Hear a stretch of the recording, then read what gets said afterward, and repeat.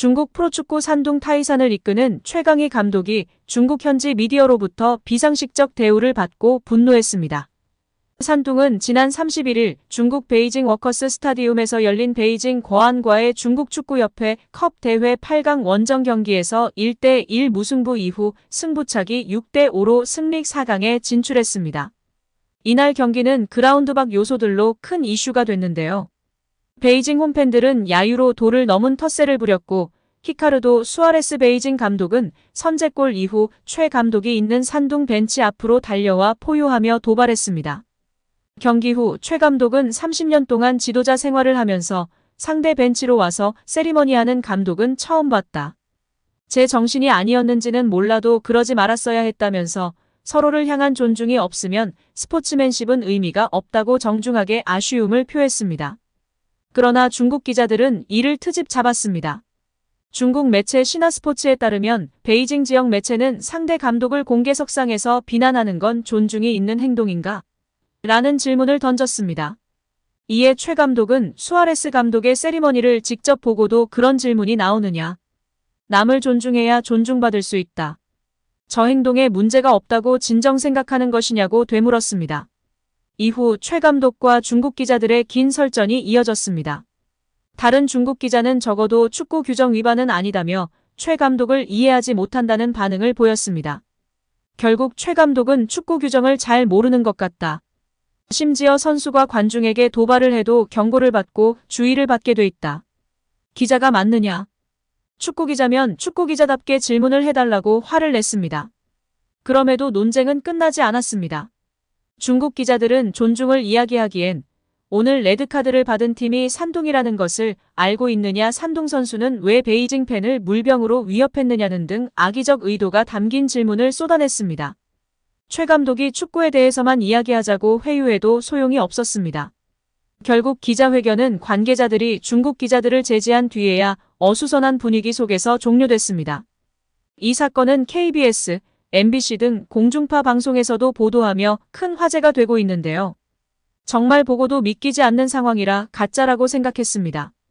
중국 기자들과 중국 축구 수준의 현실을 가감없이 보여주는 사건이 아닌가 싶습니다. 옛날 영상이라면 그나마 그냥 그러려니 하겠는데 2023년 9월 2일 오늘날 이러한 모습을 보이고 있는 중국 축구에 정말 어이가 없는 것 같습니다. 많은 선수들이 존경하는 전북의 대들보였던 최강희 감독이 중국에서 이러한 대우를 받고 있는 것이 참담하며 어이없 계약 마치고 한국으로 돌아오셔야 할 것 같습니다. 또한 중국의 이런 어이없는 일은 이번이 처음이 아닌데요. 2011년 중국 우한에서 열린 아시아 농구 선수권 대회 한국과 중국의 경기 후 기자회견에서 중국 기자는 질문 막바지 허재 감독에게 난데없이 경기 내용과 관계없는 경기 전 중국 국가가 연주될 때 한국 선수들의 자세를 문제 삼는 질문을 했었습니다. 허 감독은 황당한 질문을 듣고서는 뭔 소리야? 말 같지도 않은 소리를 하고 그래. 진짜 짜증나게라고 말하며 자리를 박차고 기자회견장을 나오며 큰 화제가 되기도 했습니다. 한편 영국 가디언이 잉글랜드 프리미어리그에서 경쟁력을 보여주고 있는 아시아 선수들을 조명하면서 손흥민이 활약에 걸맞은 평가를 받지 못하고 있다고 전했습니다. 매체는 손흥민과 미토마는 노력과 재능을 갖췄음에도 마땅한 존경을 받지 못한다며 특히 손흥민은 종종 세계에서 가장 과소평가된 선수로 묘사된다고 지적했습니다. 가디언은 아시아는 여전히 좋은 선수들이 나오는 곳으로 여겨지지 않으며 일본 또한 보편적으로 축구 강국으로 평가되지 않는다고 설명했습니다. 일본 선수들은 마케팅 능력도 덤해져서 우리보다 훨씬 많은 선수들이 해외파로 활동하고 있는 실정인데요. 일단 우리 국내 선수들은 마케팅 능력보다는 실력 우선으로 해외에 진출하고 있는 상황입니다. 이번에 U20 월드컵에서 활약한 배준호 선수도 잉글랜드 2부 리그 스토크시티 이적이 유력한 상황이라고 하는데요. 우리 선수들이 모두 제대로 평가받고 좋은 활약을 펼쳤으면 좋겠습니다. 특히 이번에 첼시에 이적한 카세이도는 만약 아시아인이었다면 1944억 원의 이적료가 나왔을까 싶습니다. 이미 국적을 넘어 카세이도 선수 자체가 저 금액이 아니라는 평가가 다수인 상황인데요. 아무튼 우리 손흥민 선수가 이번에 팀의 주장으로 제대로 멋진 모습을 보여줘서 다시금 제대로 된 평가를 받았으면 좋겠습니다. 2015년 토트넘에 입성한 손흥민은 팀에서 꾸준한 활약을 펼치고 있는데요.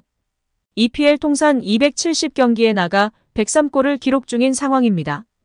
그는 2021년도 시즌 EPL 공동 득점왕 골든 부트에 올랐으며 2020년에는 국제축구연맹 피파 푸스카스상을 수상했습니다. 2023년도 시즌에는 토트넘의 주장으로 선임돼 그라운드를 누비고 있습니다. 이제 많은 팬들이 레비의 팀, 영국인들의 팀에서 국적 등의 차별 없는 선수들과 팬들을 위한 토트넘으로 변모하고 있는 신호탄이 손흥민 선수의 주장 선임이라고 칭찬하고 있는데요. 계속해서 지켜보며 응원해야 할 것 같습니다. 우리 손흥민 선수 특히 부상 조심하시고 건승을 기원합니다. 여기에 영국의 레전드 마이클 오원의 발언이 주목받고 있는데요. 오원은 프리미어리그 쇼 프로그램 프리미어리그 프로덕션에 출연해 벌리전을 앞둔 토트넘에 대한 평가 도중 이야기가 나왔습니다. 오원은 리버풀, 뉴캐슬 유나이티드, 맨체스터 유나이티드 등 다양한 EPL 클럽에서 활약하며 EPL 통산 150골을 터뜨렸던 공격수였는데요. 오원은 최근 히샬리송의 폼이 매우 하락한 것으로 보여진다. 그는 브라질의 9번 공격수의 모습을 보여주지 못하고 있다. 휴식과 전환이 필요할 것 같다. 이제는 손흥민이 최전방에 나서야 한다고 생각한다. 지금의 상승세가 지속되기 위해서는 벌리 원정에서의 승리가 필요할 것이다. 왼쪽에는 페리시치, 솔로몬 등이 뛸 수 있기 때문에 손흥민이 최전방으로 선발로 출전해도 문제 없다. 이전 경기의 기록들도 손흥민이 얼마나 잘해왔는지 보여주고 있다. 며 소신 발언하였습니다.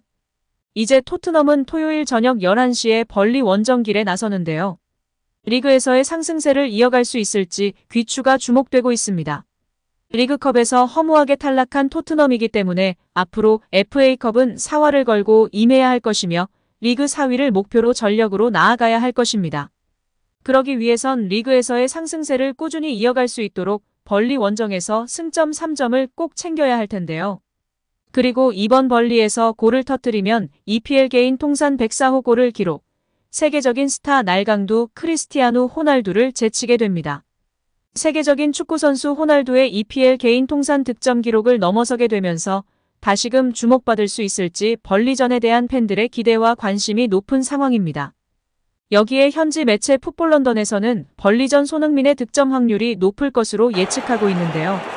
매체는 벌리는 이번 시즌 승격팀으로 프리미어리그 적응에 애를 먹고 있다.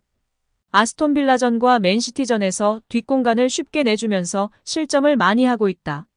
라인을 높이 올리고 강한 압박을 구사하는 팀이지만 현재 프리미어리그 팀들에게는 먹히지 않고 있다. 손흥민과 같은 발 빠른 공격수가 있는 토트넘에겐 벌리의 뒷공간 공략이 쉬울 수 있으며 벌리는 손흥민의 뒷공간 침투에 철저히 대비해야 할 것이다. 보도했습니다. 최근 재미있는 공격 축구를 선보이다 리그컵에서 충격패를 당한 토트넘인데요. 과연 리그에서의 상승세를 벌리 원정에서도 이어갈 수 있을지 귀추가 주목되고 있습니다. 오늘도 시청해주셔서 감사합니다. 늘 건강하시고 더 좋은 영상으로 찾아뵙겠습니다. 구독과 좋아요도 잊지 마시고 부탁드립니다. 감사합니다.